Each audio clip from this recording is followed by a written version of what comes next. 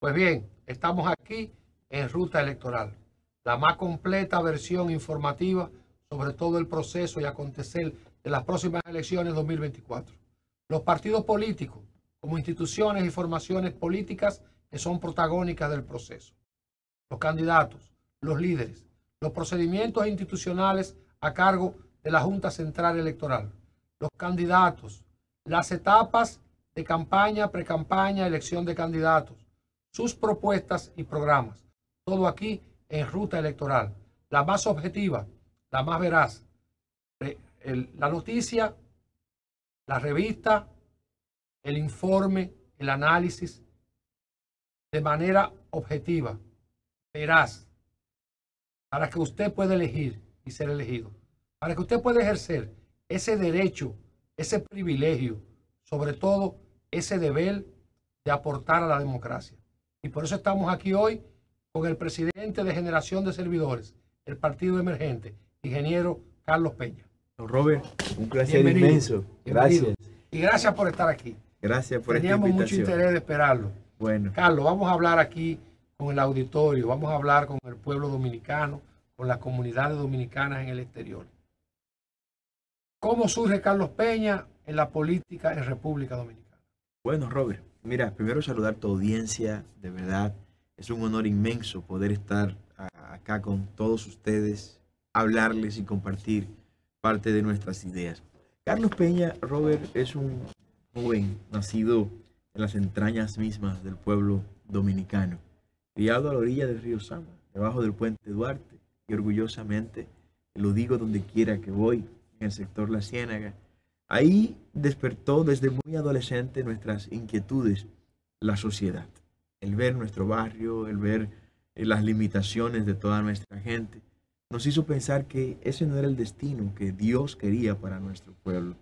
Y en una vida paralela, tanto en lo religioso como en lo social, pues decidimos en algún momento formar parte de una organización política. Lo hicimos antes de llegar a la mayoría de edad.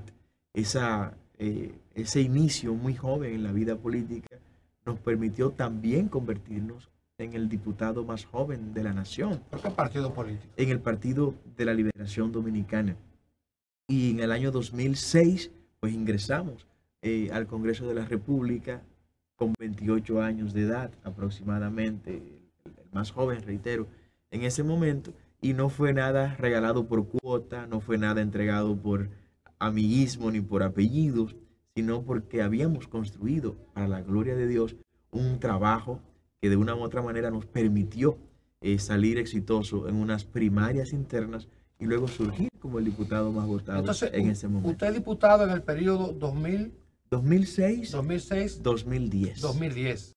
Sí. O sea, fueron 4 años. Estuvimos ese periodo y fue un periodo muy intenso. Y a la par de esa participación política, especialmente en el Congreso, también usted mantiene un nivel de compromiso y de militancia religiosa. Es mi vida. Nosotros somos nacidos y criados. Antes que la política. Claro que sí, somos nacidos y criados en el seno de la comunidad evangélica de República Dominicana. Usted nació cristiano por su familia. Bueno, alguien dijo que nadie nace cristiano, que en su momento es que toma la decisión. A los 14 años pues nos bautizaron, pero sí, mi familia venía con esa trayectoria y nos criamos en la iglesia. Yo aprendí a hablar, a leer con una Biblia en la mano. A los 9 años es la edad más recóndita que puedo memorizar que prediqué en público el Evangelio de Jesucristo. A los 9 años. A los 9 años. A los 16 años ya pastoreaba a los jóvenes de nuestra iglesia y hoy, junto a mi amada esposa Fanny de Peña, pues somos los pastores de la Iglesia de Dios, Centro de Adoración NACO. De manera que hemos desarrollado, Robert, una vida paralela en la evolución política y en la evolución como ministro del Evangelio. Carlos, el compromiso religioso y el compromiso político, ¿cómo se complementa en su vida pública? Mira, Robert, en algún momento de la historia a alguien se le ocurrió separar una cosa de la otra. A alguien se le ocurrió que el cristiano, el creyente, el líder religioso no tenga nada que ver con el tema político. Pero no siempre fue así. Todo lo contrario. La fe, la religión, siempre estuvo muy involucrada en los asuntos de Estado y todo el que conoce el texto sagrado judeo-cristiano sabe a ciencia cierta que el profeta estaba vinculado al rey de manera indisoluble. Incluso hubo reyes en Israel que no solo fueron monarcas, sino que también fueron profetas, como lo fue el caso del rey David. Carlos, se considera que la gente que tiene compromiso, práctica, militancia cristiana, es gente de fe y sobre todo gente moral, gente que asume conducta, compromiso y ejercicio de vida práctica moral, un ejercicio de moralidad. ¿Impacta ese ejercicio y esa convicción religiosa en su vida política? Sin lugar a dudas, Robert. El creyente es un ser holístico, es un ser integral. Y esas convicciones debe extrapolarla a todas las esferas de la vida. Tú como abogado, excelente abogado y un lujo de Procurador General de la República que puede ser en algún momento, en la vida profesional, de tu ejercicio profesional, la ética cristiana tienes que aplicarla. O sea, tú no te desvistes del creyente cuando vas a ejercer tu profesión. No, tienes que bañar tu ejercicio cristiano, tu ejercicio profesional con tu pensamiento cristiano. El ingeniero, ¿eres cristiano? Pues tú no puedes estar sobrevaluando obras. El doctor, ¿eres cristiano? Tú no puedes estar abortando ni indicando medicamentos porque el laboratorio te va a dar una comisión. Digamos entonces que hay un código de moralidad que se le impone al cristiano en el ejercicio de una función pública, sea profesional, sea política o sea en la vida pública. Mira, en términos sociológicos, Max Weber habló sobre esto. Max Weber en una obra que la ética religiosa, la ética protestante y el capitalismo, ¿no? Correcto. Y Max Weber presenta en esta obra cómo el capitalismo ha tenido una evolución efectiva, cómo los países donde el individuo que ha abrazado la fe desde una perspectiva protestante, pero también creo que cuando se abraza desde una perspectiva católica, esto es posible, la economía crece, el hombre trabaja. Mira por qué, Robert. El hombre que abrazó la Biblia como conducta de vida entiende que no puede vivir de dádivas, que tiene que trabajar y con el sudor de su frente mantenerse. El hombre que abraza el texto bíblico como conducta de vida entiende que no puede ser un parásito para vivir de bonos, para vivir de dádivas del Estado, sino, como dijo el apóstol Pablo, que el que no quiere trabajar, que tampoco coma. El hombre que abraza el texto judeo-cristiano como conducta de vida no roba, no miente. El que no se roba ese muslo de su hermanito en la mesa cuando son pequeños, y si lo robó se le corrige para que no vuelva a hacerlo. Al que no se le corrige es el mismo que se roba los 120 millones de dólares de Sunland, ¿no? Es el mismo que va y se roba el dinero de las sobrevaluaciones de la cárcel de la nueva cárcel de la Victoria, y así por el estilo. Y en esas atenciones, ¿cuándo Carlos Peña, ingeniero eléctrico, decide entonces, siendo ya un joven con una carrera brillante en la política, porque es un joven diputado con muchas promisiones en un partido de gobierno, ¿por qué y cómo decide una ruptura con el partido de gobierno, entonces Partido de la Liberación Dominicana? Mira, nadie está obligado, Robert, a quedarse en un lugar donde ya sus ideas, sus pensamientos no están representados en lo que la cúpula de ese lugar establece. El PLD, en su cúpula, se convirtió en una maquinaria de hacer riquezas por las vías más ilícitas para su propio provecho. ¿Cuáles son los elementos que usted comienza a verificar por los que entra en contradicción con la práctica política y la praxis de gobierno del PLD? Bueno, primero, las luchas internas que tuve que librar. Tuvimos que luchar en el proceso de la capitalización, nos opusimos a la capitalización. Tuvimos que luchar contra los contratos que luego se firmaron en el sector de generación eléctrica, a lo interno del propio partido. Era una voz ¿Usted disidente. estuvo cuando el caso de Sunland?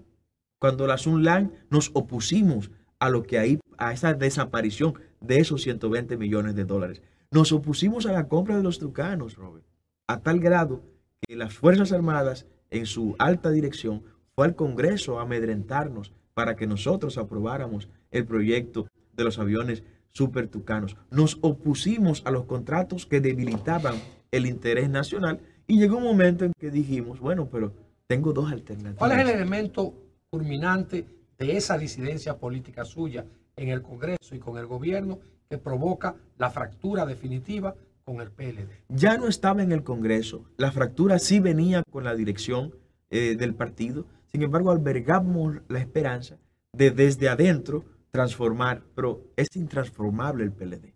El PLD ya es incorregible. ¿Usted entiende ¿no? que cumplió su misión histórica? No la cumplió, Robert. Se le venció el tiempo para cumplir su misión histórica, porque no la cumplió. Ahora el tiempo para cumplirla ya se le pasó, perimió, no tiene más oportunidad para hacerlo. Por eso ponen como candidato a una persona que está fuera de competencia en este momento y que no representa, en el caso entonces, mío, ninguna amenaza. Y entonces, Carlos, salido ya del PLD, no tiene militancia, solo tiene su compromiso cristiano.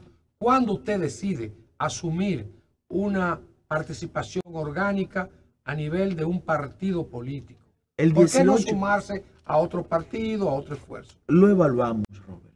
Pero cuando vimos en el espectro qué era lo que había, nos dimos cuenta que estábamos ante un PRM, que es el mismo PRD, que es la misma desgracia nacional cuando gobierna. Un partido que en este momento yo lo defino como un narcopartido. PRM es un narcopartido. Tengo pruebas que evidencian la condición de narcopartido de esa organización. Por demás, un partido entreguista, postrado ante los intereses internacionales, y nosotros no podemos formar parte de esa estructura. Luego vimos los demás partidos y nos dimos cuenta que se trataban de lo mismo. La alternativa que nos quedaba era construir una nueva fuerza política. ¿Sobre cuáles bases, sobre cuáles valores, cuáles principios, digamos si se quiere, ideológicos, de pensamiento, se construye entonces generación de servidores? El 18 de agosto del año 2018, nosotros dejamos fundado Generación de Servidores. ¿Es un partido religioso? No es un partido religioso. ¿Es un partido patriótico? Es un partido patriótico. ¿Es un partido nacionalista? Es un partido nacionalista. ¿Es un partido pro vida? Es un partido pro vida. Es un partido pro familia. ¿Pro medio ambiente? Es un partido pro medio ambiente, pro libre empresa, pro libertad de expresión. Es un partido que cree en el multilateralismo, pero con la libertad de nosotros asumir la autodeterminación. Creemos en un empresariado ético, en un empresariado sostenible que colabore con el desarrollo integral de nuestro pueblo dominicano. Creemos en un empresariado que nos permita a nosotros desarrollar de forma responsable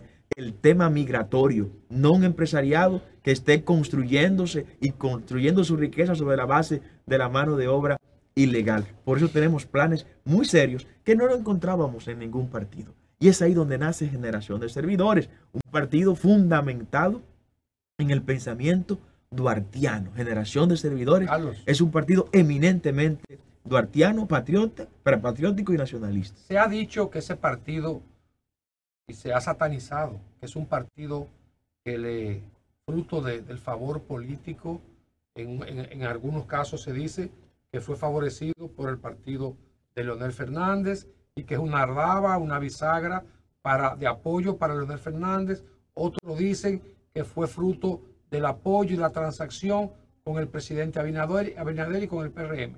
¿Cómo logra usted el reconocimiento de su partido? Es un milagro, Robert. Nosotros no tenemos detrás una familia poderosa que le baje órdenes al Tribunal Constitucional. ¿Cómo se logra eso? ¿Nosotros qué hicimos? Primero, agotamos todo el paso en la Junta Central Electoral. Cumpliendo absolutamente con todo, en el 2020 nos negaron el reconocimiento. Y detrás de esa negación de reconocimiento, quiero que sepas que estaban los tres partidos que echaron al pueblo en el pozo.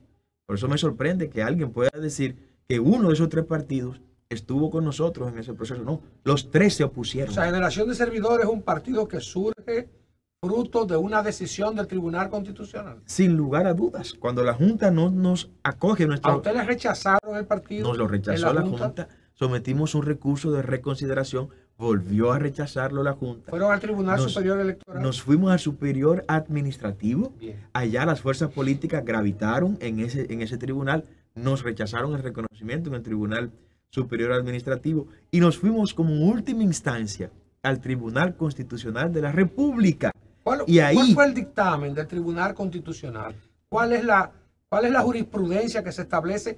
Que algunos otros partidos han dicho que su decisión sentó jurisprudencia para reconocimientos ulteriores. Así fue, así ha sido. El Tribunal Constitucional, Robert, ordenó a la Junta Central Electoral volver a conocer nuestro expediente para fines de su reconocimiento. ¿Sobre qué base? Sobre la base de que nosotros cumplimos absolutamente con todo. ¿Y qué decía la Junta? La Junta, pues por una decisión política de la anterior Junta Central Electoral, esta no tuvo nada que ver con esas decisiones para nada. La anterior, dirigido por un gran cobarde, como lo es el señor Castaños Guzmán, una persona que no tiene valor alguno en términos humanos, una persona pusilánime por demás, que metió a este país en un lío de dimensiones históricas que nos costó más de 2.000 millones de pesos con la suspensión del proceso electoral en el nivel municipal en febrero todavía no se aclara del año 2020. Y eso es un expediente pendiente, Robert, que en su momento habrá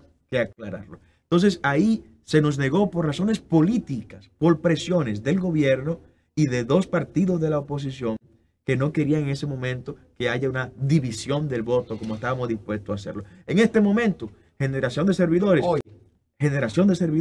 es un partido contestatario que no tiene compromiso ni con el oficialismo, ni con el PLD, ni con el PRM, a los cuales estamos enfrentando y los vamos a enfrentar, Robert, en las urnas. El PLD, el PRM y la Fuerza del Pueblo sabe que no pueden contar con nosotros, que nosotros vamos a hacer las caras que ellos tendrán que ver en las urnas en febrero en las municipales y en mayo en las congresuales y en las presidenciales. ¿Cuál es la conformación del Partido Generación de Servidores hoy? ¿Existe a nivel nacional? ¿Tiene su composición, sus órganos, sus locales? Estamos en 158 municipios, Robert. 58 en los 158 municipios del país. Ahí tenemos nuestros comités municipales, tenemos nuestras estructuras.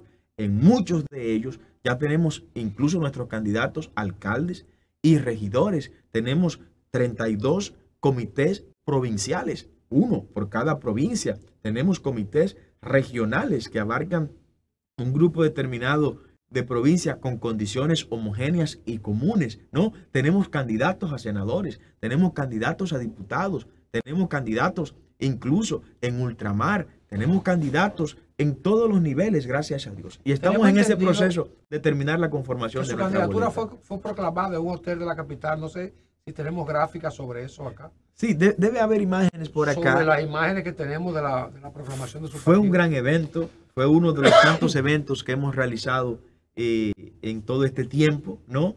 Ahí hubo más de 2.000 personas en ese momento. En la proclamación. En la proclamación, y fuera quedó una cantidad similar de personas también. Y luego de esto hemos desarrollado una serie de actividades que solo se consideraba que los partidos que se autodenominan mayoritarios podían realizarlo, como fue, por ejemplo, el lanzamiento que hicimos de nuestra alcaldesa Delin Paulino en Santo Domingo Oeste. Un hecho sorprendente. Una actividad multitudinaria. Que a ver si tenemos alguna información, alguna fílmica sobre la participación del ingeniero Carlos Peña en el desarrollo de sus actividades políticas partidarias. Que debo comentarte, Robert, que en ese multiuso, un expresidente de la República que aspira a volver, trató de llenarlo y no pudo llenarlo. Nosotros lo llenamos y una cantidad similar de la que teníamos dentro del multiuso quedó también fuera, porque se hizo una marcha caravana fuera en ese sentido, ¿no? Vamos a ver, creo que vienen por ahí algunas gráficas, pero de todas maneras, hábleme ahora de la política de alianza del Partido Generación de Servidores. ¿Cuál es la estrategia? Tenemos una gran alianza, Robert. Tenemos ya una alianza pactada, firmada, una alianza de dimensiones asombrosas. Nuestra alianza grande y única es con Dios y el pueblo dominicano. Aquí hay un 60% de los dominicanos en las encuestas que no se publican, que está diciendo que está buscando una alternativa nueva. Hay un 60%. Los partidos políticos. ¿Cuáles partidos políticos? Con los partidos políticos, ¿hay posibilidad de alianzas? Bueno, es que yo no puedo aliarme, por ejemplo, con un narcopartido como lo es el PRM. ¿Cómo yo puedo salir a la calle y decirle a la gente que nosotros somos algo nuevo si estamos aliados con el partido de Miki López? ¿Qué usted le propone? De Miguel Gutiérrez, del cartel del Ceibo. ¿Qué usted le propone como elemento nuevo al votante dominicano, especialmente al votante joven, a la mujer votante que ha perdido la esperanza, al trabajador, al campesino, al agricultor y sobre todo al empleado, al obrero urbano que se ve acosado por esta tragedia del crimen y la delincuencia? Lo primero, Robert, es que Y a la familia dominicana, ¿qué usted le propone? nuestra propuesta de gobierno es familiocéntrica. Una propuesta de gobierno que tiene la familia dominicana en el centro. Y como la familia dominicana, después de Dios, es lo único, es lo más importante, en función de esa familia, vamos a trazar todas nuestras políticas públicas. Te puedo comentar en términos de ese proyecto de gobierno familiocéntrico. Vamos a asegurar la vida de los miembros de la familia, de todos los miembros. No vamos a poner los miembros de la familia a pelear.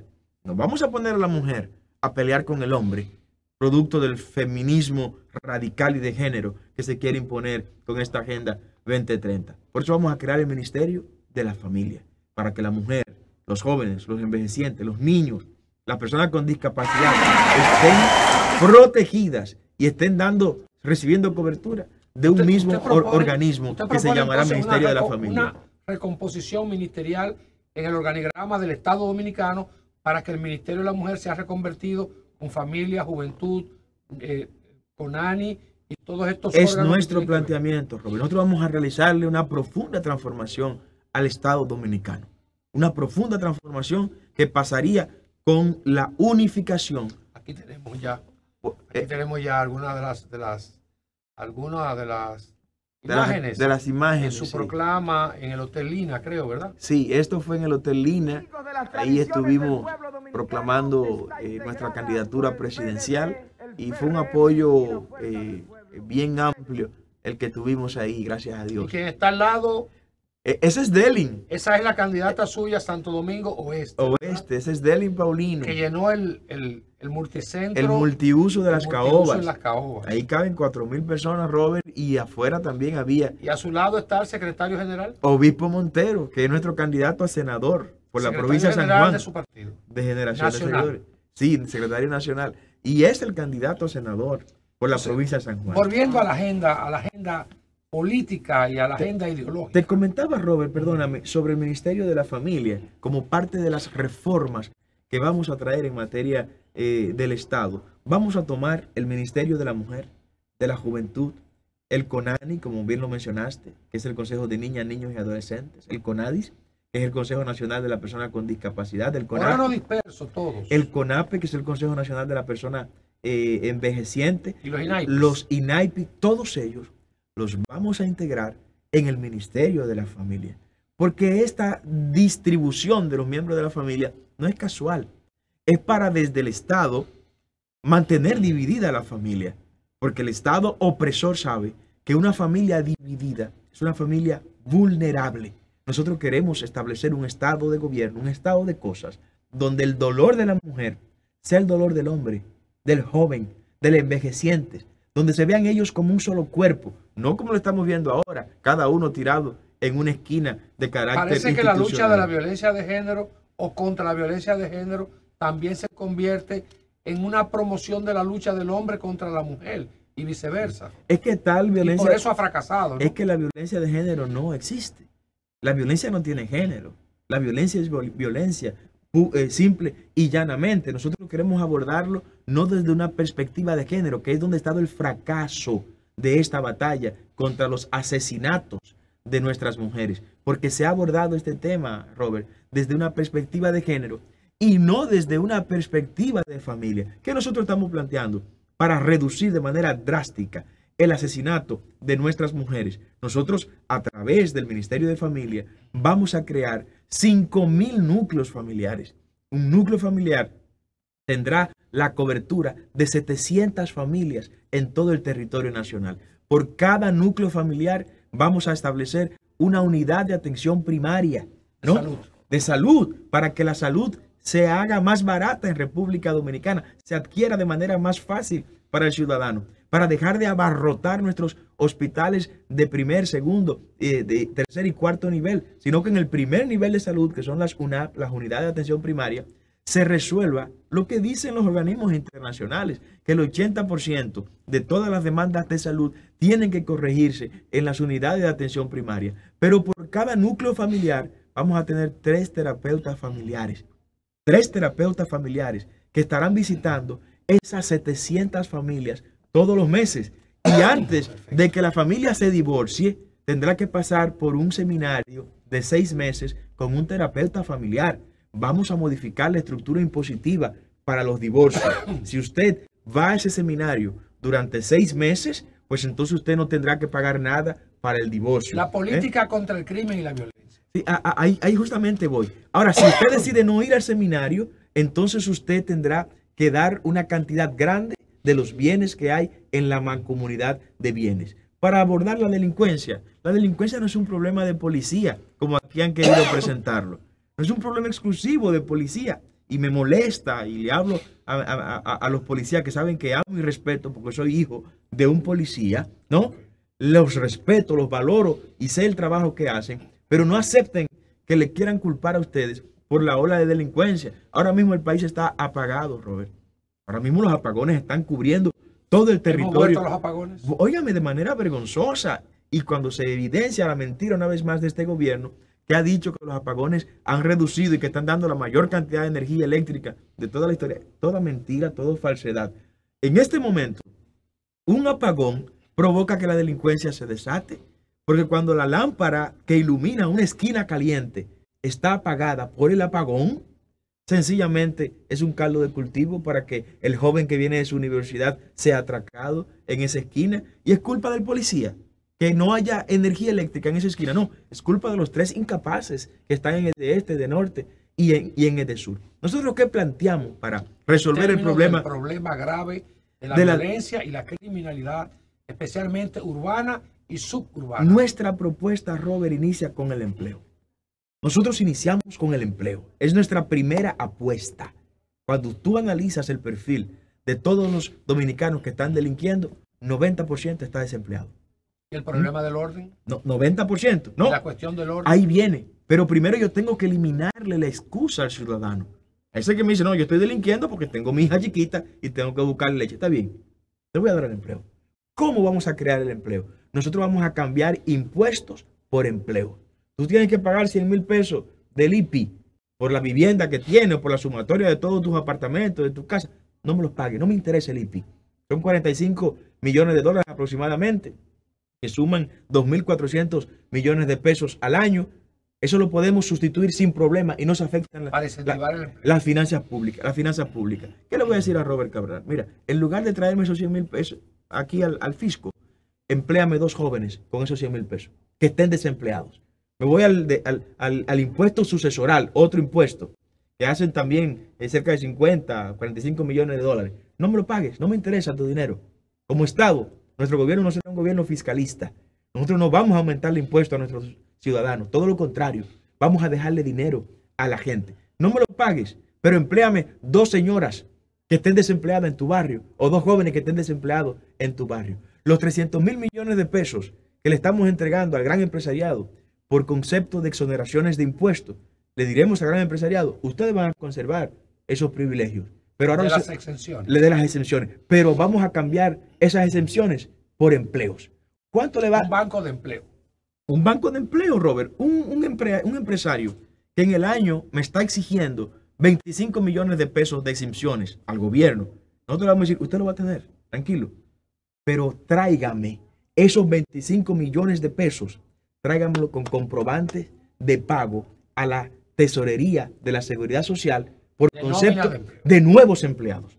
Los empleados nuevos que tú integres a tu empresa, tráeme la nómina que tú le pagaste, que yo te lo voy a considerar, como impuesto deducible al año de tu declaración. Sin embargo, Carlos, uno de los temas que más complica la situación al momento de examinar y de analizar el problema de la violencia, la crisis de seguridad ciudadana, tiene mucho que ver con la cuestión del orden público, del orden territorial y una ausencia de autoridad. Sin lugar a dudas, Robert, es que Porque a veces no basta simplemente el empleo, sino también la necesidad de que la ciudadanía perciba que existe un orden riguroso y que Robert, tiene que cumplir con la autoridad. Que inicié con lo más importante. Lo más importante es sacar al delincuente de la calle y en lugar de que tenga una pistola en la mano, que tenga una máquina, herramienta en la mano para producir riqueza. Ahora, si a pesar de eso tú decides seguir delinquiendo, pues prepárate.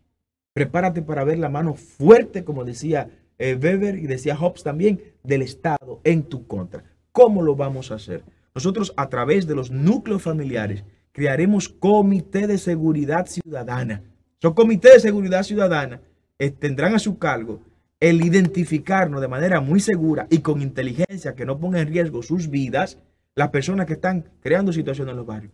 Porque en los barrios la mayoría... Para sacarla de los barrios. Robert, es que la mayoría de la gente de los barrios son gente seria. Es correcto. Son gente honorable. Siempre son minorías. Son pocos. Minorías o pequeñas bandas. Que hacen mucho ruido. Que controlan barrios completos. Que se integran uno con otro para quitarle la paz a la sociedad en la que están viviendo. Y lo vamos a sacar por las buenas o por las malas.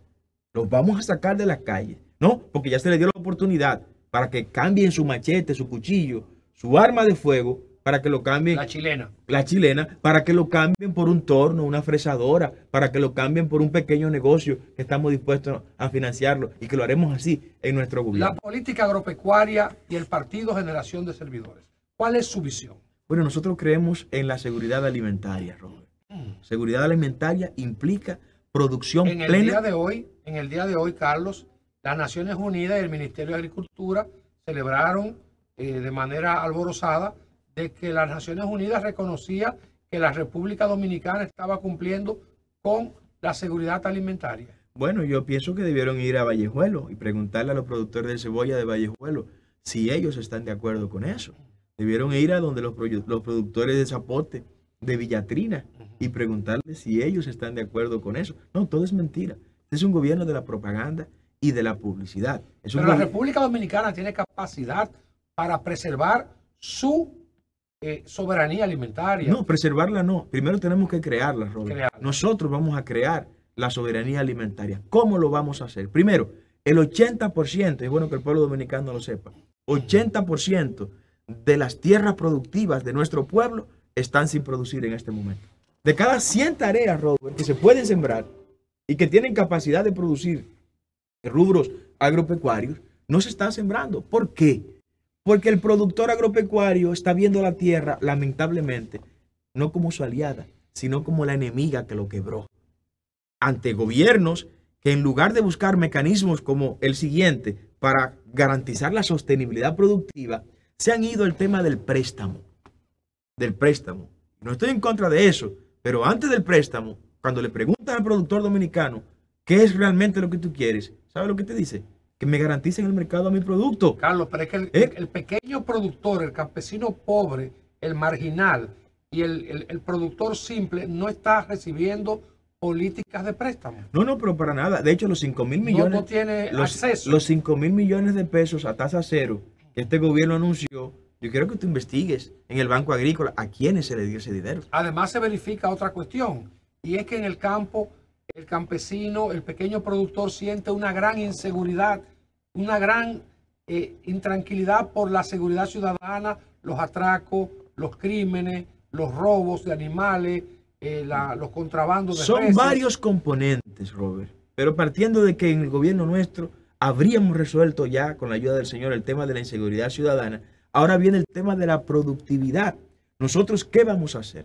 En lugar de estar garantizando préstamos a diestra y siniestra, que muchos de ellos lo que hacen es amargarle la vida luego al productor al verse en la incapacidad de pagar los mismos, nosotros vamos a garantizar mercado. Ustedes ocúpense de producir. Los productores de zanahoria de Constanza, ocúpense de producir zanahoria. No me importa. No. Usted va a asegurar la tranquilidad de la convivencia de esos productores. No, pero sin lugar a dudas, Robert. No, le diremos produzcan, que del mercado nos encargamos nosotros. ¿Y la seguridad ciudadana? La seguridad ciudadana, bueno, es parte del paquete, Robert, porque no hago nada con sembrar si al final del camino un grupo de delincuentes irá a llevarse mi cosecha. Estamos partiendo de que hemos controlado eso con los planes que tenemos en carpeta para hacerlo. Ahora vamos a sembrar. Esa producción, ¿dónde la vamos a colocar? Primero, en el mercado nacional. El mercado nacional tiene demanda de casi 20 millones de personas al año que están demandando alimentos en República Dominicana. Pues vamos a abastecerlo nosotros. ¿Tú crees que sea posible, Robert, que el 80% de los productos de la mar que se consume en el país y en nuestros hoteles haya que importarlo? No. nosotros vamos a crear por primera vez la más grande flota pesquera de República Dominicana y del Caribe. Que actualmente es inexistente, ¿verdad? No existe, Robert. Pues bien. Tenemos 45 municipios costeros que en un estudio que hemos realizado, cada uno de ellos tiene capacidad con un barco de 70 pies de eslora, valorada en algo menos de $700,000 cada uno, de irse a alta mar y en mes y medio regresar a tierra firme con 18 millones de pesos en sus almacenes en ese barco, que no irán a pescar al azar, sino que crearemos granjas marinas alrededor de toda nuestra isla, con jaulas que estarán ancladas con cables inoxidables de acero al subsuelo marino para protegerlo inclusive de los vientos huracanados que típicamente de manera periódica llegan a nuestro suelo. Y ahí estaremos criando todo tipo de peces que se den en nuestro mar territorial. Bien, importante. Vamos a hacer una pausa para cumplir con nuestros compromisos comerciales. Esta es Ruta Electoral y en una fantástica, una extraordinaria entrevista hoy con Generación de Servidores y su principal líder, el ingeniero Carlos Peña, Opción Emergente. Volvemos en breve.